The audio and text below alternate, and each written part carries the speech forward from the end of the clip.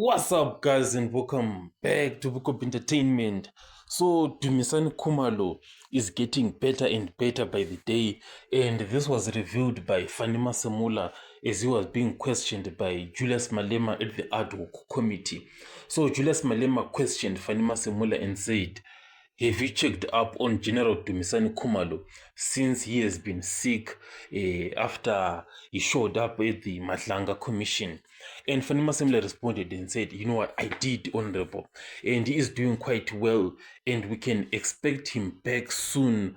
So he is actually fine, So that is what Fanny Masemola revealed, and this is amazing, good news here, and this is the return of Dumisani Khumalo. And I've also been seeing, that Dumisani Khumalo had been communicating with the commission through WhatsApp messages because, Dumisani Khumalo was revealing so much evidence corroborating what General Mkwanazi had said. So this evidence, he was sending it to the commission, and I'm sure all the evidence is out there, and all that we now want is Dumisani Khumalo to be back, and this is the confirmation by Fanny Masemola that he is back. I'll catch you guys on the next one.